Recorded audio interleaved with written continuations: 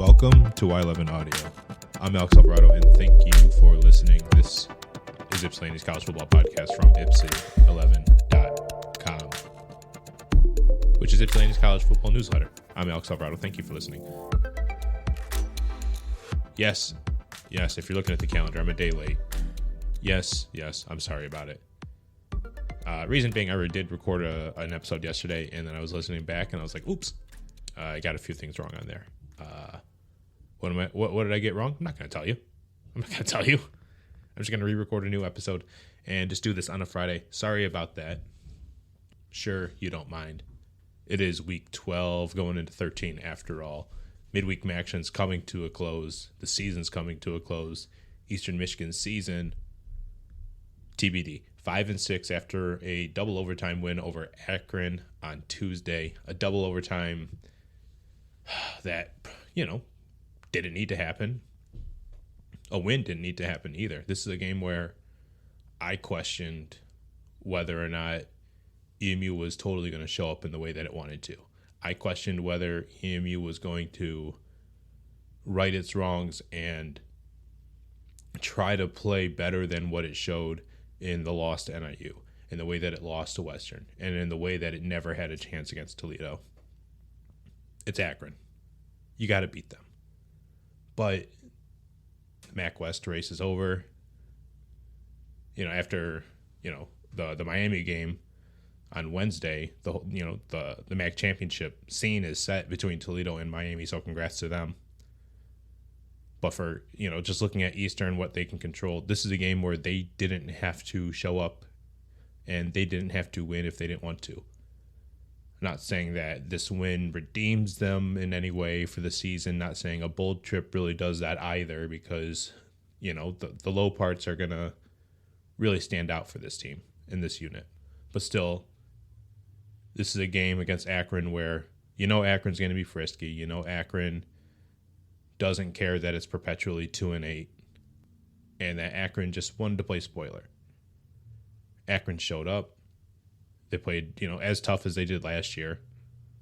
They were the only team with the lead during regulation. They were the one that started 7-0. They were the one that started 14-7. They were the one that started 17-14. And it was Eastern that had to come back and tie it and send it into double overtime. So yes, a double overtime win over Akron sounds great. But then you remember, wait, it took how many overtimes to beat who? No, thank you. So good on Eastern to at least close out the home season. The home season good, finishing with a 4-1 record at home with wins over Howard, UMass, Ball State, Kent State, 5-1, Akron, and then the loss coming to Western Michigan, of course. Cool little nugget from the game, or of the game. Last one with that godforsaken track around the field. Get that stank out of here. Finally, that's going to be replaced. That's going to be gone. Track is getting its own facility. The Maxx Crosby donation is going to help out with that. Subsequently, it's going to help with the track stuff. It's going to get a new gray field on, for Eastern. And of course, that's going to cover areas where the track currently is. And then further down the line, there's, decisions to be made about what to do with seating and all the other space and all that stuff. But you can't talk about getting the fans closer to the scene without getting rid of that track first. So the timeline for that is not ironclad just yet, but it is coming. So I'm excited for that. I'm excited that, it's just weird that we got to watch such an outdated part of college football be in existence through the 2020s, part of the 2020s. And that's still going on at Buffalo, Nevada too, I think. I think those are the only two schools left at the FBS level that have tracks around the field. I'm not 100% certain on that, but it can't be too much more than those two. And with, the another plan down the line, not that it's being talked about right now, but the video board, of course, that's going to be changed. That's going to be upgraded. when I started going to college in 2010, sorry to date myself, but when I started going to college in 2010, that was on a quote unquote new installed video board in like 2009, I think, like TJ Lang year. That even then, that was retrofit for specs of the 90s of like what was expected back then. And so I got to see a new piece of equipment in its second year when it was like 20 years late, right? And that was my introduction to EMU football. It didn't look anything like it does now. The bubble was new. But like the main facility, that big football facility, that was not real. That did not exist until, just a handful of years ago. So the plans of modernizing EMU football, the plans of like improving its infrastructure to get popular, right? Get popular with the kids, especially in recruiting, but to be legitimate amongst, the adults. You're not recruiting us to play for you, but you're recruiting us to talk about Eastern Michigan and talk about Eastern Michigan as a legitimate football product. And it's not going to be a legitimate football product no matter if Creighton after this season ends up winning like 3 MAC titles in a row. It's a JV program if it keeps that track. It's a JV program if it just looks so boring and desolate the way it did when I was in college. Like the gray turf installation the very first time 10 years ago, like announced months, maybe a month, like right after Creighton was hired. Big swing. That was a big... Is desperate the right word? They were starved, man. Eastern was starved, still is. All MAC schools are, really. Starved for attention, starved for respect. Toledo's pissed off that they're not having respect, I tell you what. But EMU needed all of it. It needed all of it.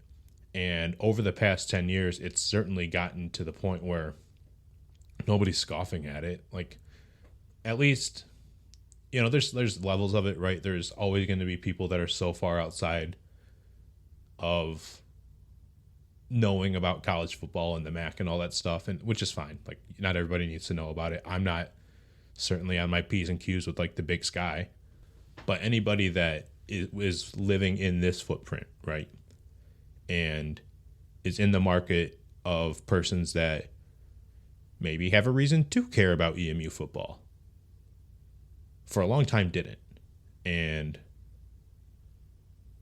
probably still don't, but they're at least giving EMU more respect than what it has before. And they may or may not, by and large, especially nationally, it's really hard to win it out over on the internet, but like the whole gray turf thing, it's not going to be loved by people who don't watch games on there. But someone like me, I'm always going to be around, right? I'm kind of a cockroach in that way, so I don't have to be worried about. But generally, you listening, right? You care about Eastern Michigan football. Your friends, the people next to you on Saturday or Tuesday, whenever you show up to Ryan-Yerson. You might not have loved the gray the first or the second time that you stepped on it or saw it or whatever. Like, ugh. But over time, you kind of just accept it. You kind of get over it, I guess. You kind of just... It doesn't really bother you.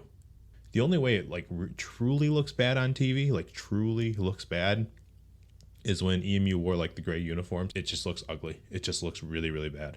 I love it when EMU rocks, all green with white, which I don't think they did at all this year, which is kind of disappointing. I liked green tops, white bottoms. That's a really sharp look. That the gray turf it created an identity for Eastern because you absolutely, and I have told myself this many times, I'm here watching EMU play Kent State on a gray turf. I am not here if I don't love football. And that's, to me, you can talk about the anywhere, anytime kind of approach. And a lot of teams try to embrace that.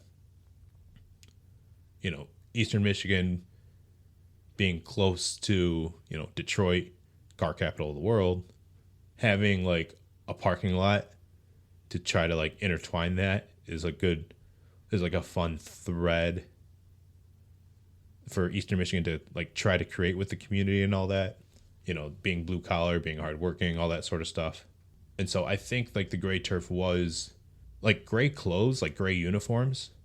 We see too many of that in college football because it's safe. It's a lot safer than doing the black uniform thing because people are dumb. By having a gray turf is a very bold decision, and it's a bold tradition that EMU is going to be keeping around. So it's actually pretty exciting from my perspective to see that Eastern, now that we're 10 years into it, now that it's time to replace a turf, right? Generally 10 years is what you expect. Like EMU had choices. Like EMU had a choice to, no, we're going to go back to green. We're going to go back to what people like. We're going to put the gray in the end zone, something like that. No, they're committed to it. Like they are blatantly demanding your attention. And it's to look at this gray field that they are not just doing for the first time, but they are doubling down on, right?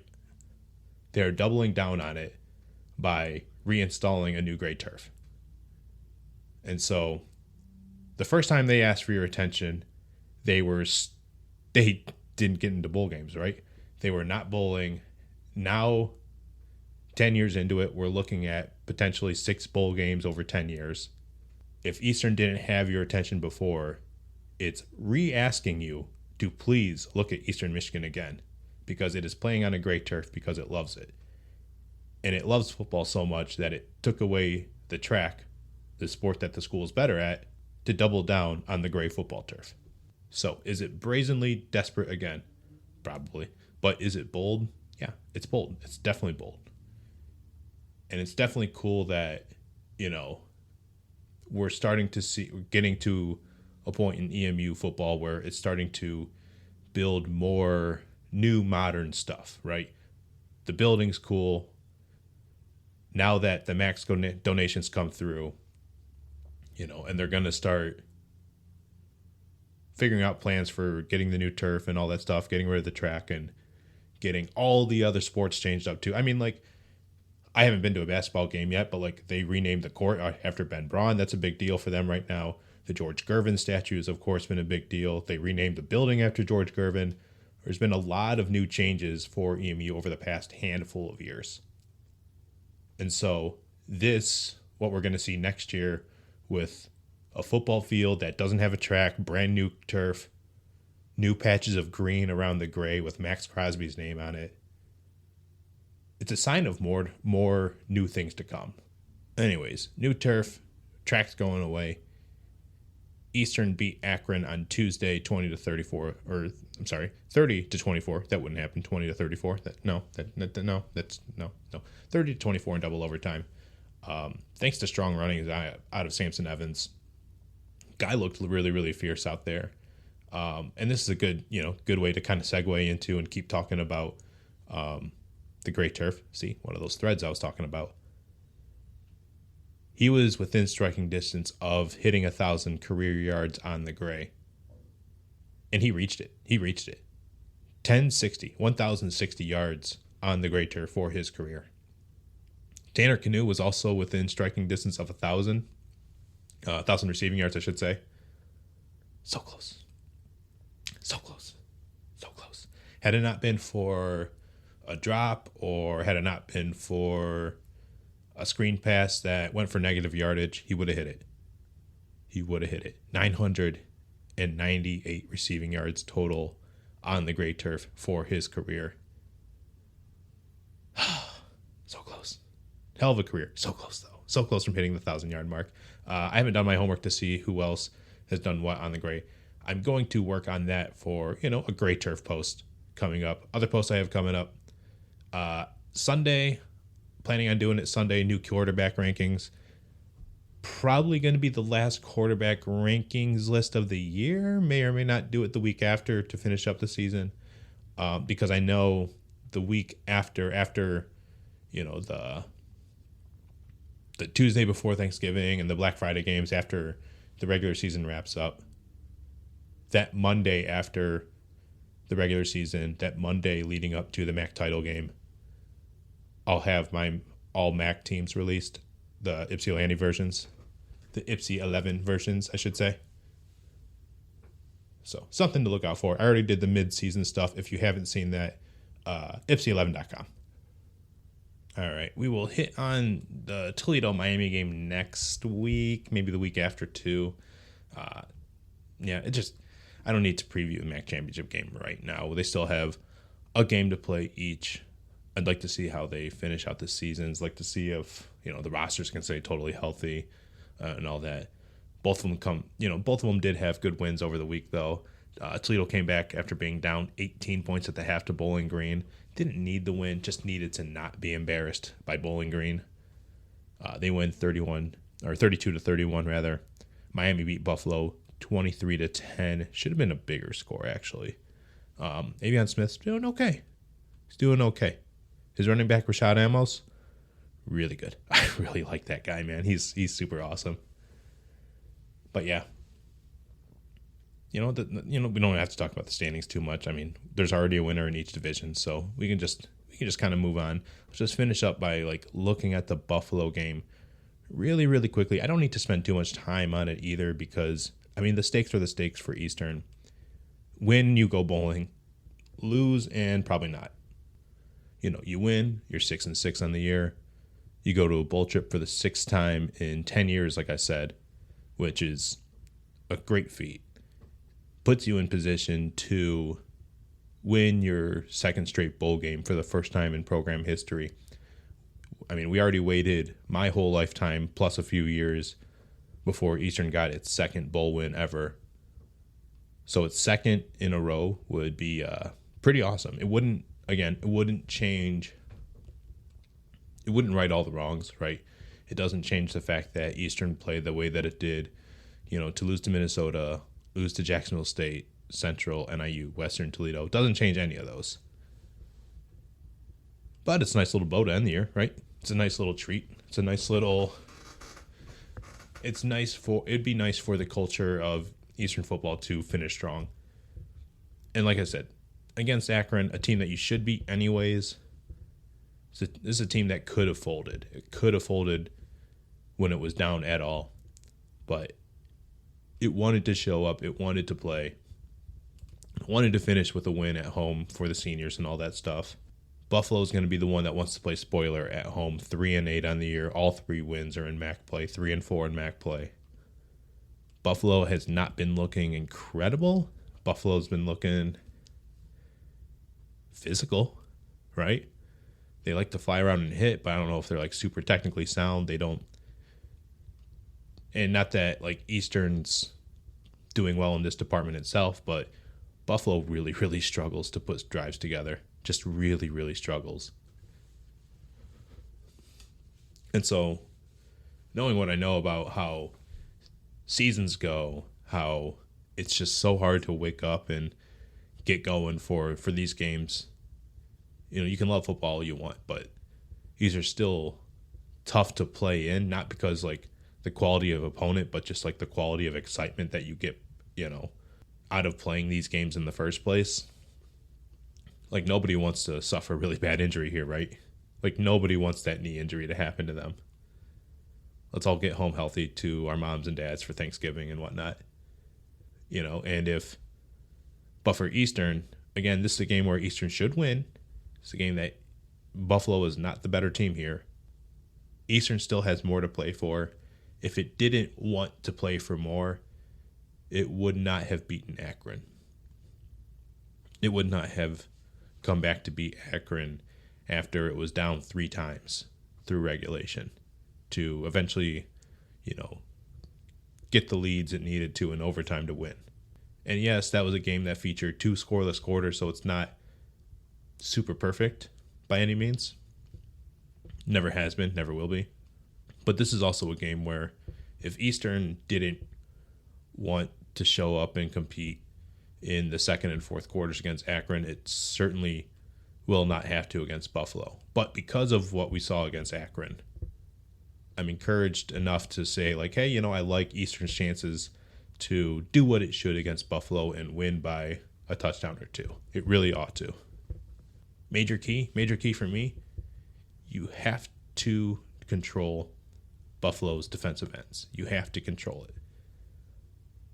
Plain and simple. Eastern has been trying to get, some explosives in its run game, which understandably so. It's been hard to find them through the pass game. Definitely take them when they're there, but in the run game where the game's going to be paramount, definitely just control Buffalo's defensive ends and push Max Michel where he doesn't want to be pushed around to, and do what you can to get, big long runs off the tackles' asses with 28 or 22 carrying the ball. Especially 28. You've been trying to make that happen for a while. This is a great opportunity to make that happen. Because Buffalo, they're going to be trying to do the same. They're going to be trying to control Eastern's defensive line. No matter what, this is the kind of game where whichever D-line group shows up and disrupts things the most, you're going to win. It's going to come down to that, because whichever team can just have a few guys just mentally quit, they're toast. If the defensive line group is the ones that's going to make teams the most pissed off. The defensive line groups are the ones that's going to get teams to mentally bow out first. And so that's for Eastern's defensive line to come through and force Buffalo into too many situations and into too many 3rd and longs to where, it just can't handle it. And it's just let's get out of here. We have 25 minutes left on the clock. Let's just go home. Let's go eat some stuffing. Buffalo's looking for explosives any way they can. They're trying to use both quarterbacks. Things are not going tremendously using either of Cole Snyder or CJ Ogbonna. They have a couple good receivers. They're not nearly as good as the 3 receivers that they were able to lean on last year. That's for sure. The running backs are the same, but offensive lines, I've seen great Buffalo offensive lines. Usually it's when NIU's offensive line coach, I'm blanking on his name right now, and when Lance Leipold, when those guys work together, that's when Buffalo's offensive line group was looking great. So I've seen Buffalo's offensive lines create holes that large semi-trucks could roll through. We're looking at smart car availability here. This is where, this is the offensive line where you can park your smart car or your compact car. Those cars are reserved for these spots right here, because Buffalo does not get many explosives. If it gets 3, they're going to try to get the most out of them, but there's no guarantee. Still, I don't see Buffalo dominating on the ground. I really don't, which is why I say if Eastern's defensive line is going to win this game, do it here. Do it here. If you can force, and yes, this is common sense here, if you can force more 3rd and longs instead of 3rd and mediums, you got a shot. Buffalo's not a team that takes many deep shots downfield. Passing, really, it's really one of the worst getting the ball downfield offenses in this league. This is a team that they look good when they're trying to line up, but that's about it. They juice a lot of the play clock off. They don't do a lot to try to confuse the other team. And sometimes on the crucial 3rd downs, they're not always throwing it past the sticks. They're playing conservatively. They're playing close to the chest. So Buffalo does not scare the living daylights out of me. 3-8 on the year, it's pretty evident enough. I don't know. Buffalo's super, super disappointing to me. Eastern really should win this, man. If Eastern wanted to lie down against Akron, I've already said a few times, it really well could have, and I'd been totally okay with okay, this game could go either way, but no matter what, Eastern's not going bowling, so it doesn't really matter. This is not that situation. This is a situation where Eastern is playing for that bowl game. And they have to keep that as their season right now. That's their season. You're not in the position you want to be in. You have a losing record. You want to play out of that losing record for sure. And winning 3 games in the row to end the year is, sounds good. It sounds good. It doesn't give you everything you want out of the world, but it's definitely a confidence booster that this team needs, especially for as young as this roster is in a lot of areas. They truly need the extra practice, the extra reps. And so this team can start to audition for itself moving forward, right? Get new guys out there, play for a new season starting with the bowl game. It's a good opportunity for Eastern to finish strong at the end of the year and start fresh with its bowl game, right? Kind of start fresh with some of the true freshmen, maybe some transfers that have only gotten like very small amounts of playing time. Let the seniors play out the year the way that they want to. It should be a good time. And I'm actually kind of more excited for this Buffalo game than I kind of thought I would be heading into, let's say, since the Toledo game. So, no, this isn't going to be, the biggest game of the year. It's none of that. It is a game that has expectations in the final game of the year when this team is its least healthy, right? And so, good on Eastern to keep its hopes alive, to be in position to make history with a 6th bowl game in 10 years, potentially back-to-back bowl wins should it come to that. And all that potential should be like down the line. But it's good on Eastern to, be in this position. And it's good on Eastern to keep football exciting through the end of November, something that has been missing it's been missing since at least before the gray turf was installed the first time. And thank you for listening to another episode of Y11 Audio. If you like what I do, hit subscribe. If you love what I do, all I ask for is $6 a month, and you can get it all at ipsy11.com. I'm Alex Alvarado, and thanks again.